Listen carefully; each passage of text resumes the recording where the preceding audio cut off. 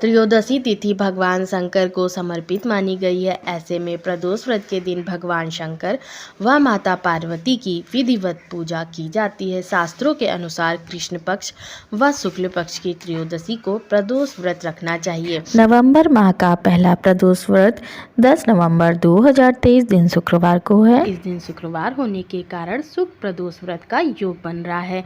धर्म शास्त्रों में सुख प्रदोष व्रत को सुख समृद्धि में वृद्धि करने वाला बताया गया है। मान्यता के अनुसार ये व्रत उन लोगों को अवश्य करना चाहिए जिनके वैवाहिक जीवन में किसी प्रकार की दिक्कत हो। इस व्रत को करने से भगवान शिव और माता पार्वती की कृपा से आपका दाम्पत्य जीवन सुखमय होगा। तो आइए जानते हैं सुख प्रदोष व्रत का शुभ मुहूर्त, पूजन विधि, व्रत कथा। मगर उससे पहले वीडियो को लाइक कर दें और अगर मेरे चैनल पर नए आए तो चैनल को सब्सक्राइब कर दें। तो चलिए वीडियो शुरू करते हैं। साल 2023 में कार्तिक शुक्र कृष्ण प्रदोष व्रत 10 नवंबर 2023 दिन शुक्रवार को है। प्रदोष पूजा का मुहूर्त रहेगा शाम को 5:30 से रात्रि 8:08 तक।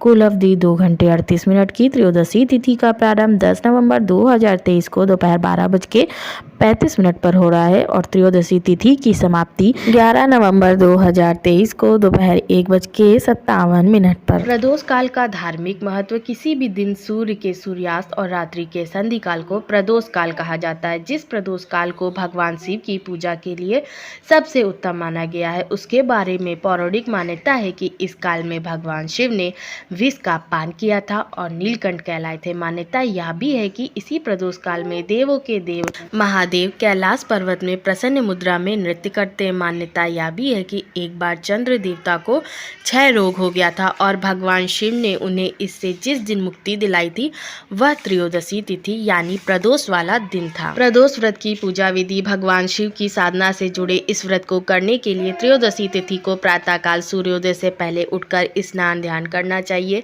इसके पश्चात व्रत को विधि विधान से करने का संकल्प करना चाहिए। फिर भगवान शिव को गंगा जल और पंचामृत आदि से अभिषेक करने के बाद विधि विधान से पूजन करना चाहिए। दिन में शिव मंत्रों का मनन करते हुए सायंकाल एक बार फिर सूर्यास्त से पहले स्नान करके प्रदोष काल में भगवान शिव का षोडशोपचार तरीके से पूजन करें। कथा वाचन करना चाहिए। इसके पश्चात शिव जी की आरती प्रसाद वितरण करने के बाद सबसे अंत में स्वयं प्रसाद ग्रहण करें। शुक्र प्रदोष व्रत कथा। कहा जाता है कि एक नगर में 3 मित्र रहते थे, राजकुमार, ब्राह्मण कुमार और तीसरा धनिक पुत्र। राजकुमार और ब्राह्मण कुमार विवाहित थे। धनिक पुत्र का भी विवाह हो गया था लेकिन गौना शेष था।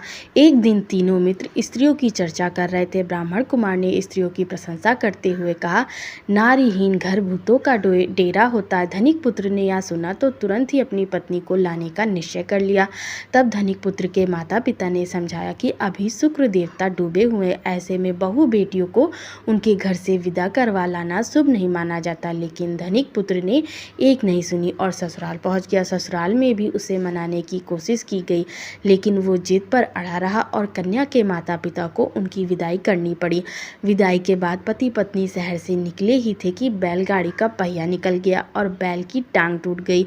दोनों को चोट लगी लेकिन फिर भी वो चलते रहे। कुछ देर जाने के बाद उनका पाला डाकुओं से पड़ा जो उनका धन लूट कर ले गए। दोनों घर पहुंचे। वहां धनिक पुत्र को सांप ने डस लिया। उसके पिता ने वैद्य को बुलाया तो वैद्य ने बताया कि वो 3 दिन में मर जाएगा। जब ब्राह्मण कुमार को यह खबर मिली तो वह धनिक पुत्र के घर पहुंचा और उसके माता पिता को शुक्र प्रदोष व्रत करने की सलाह दी और कहा कि इसे पत्नी सहित वापस ससुराल भेज दे। धनिक ने ब्राह्मण कुमार की बात मानी और ससुराल पहुंच गया जहां उसकी हालत ठीक होती गई। यानी शुक्र प्रदोष के महात्म्य से सभी घोर कष्ट दूर हो गए। जय श्री कृष्ण।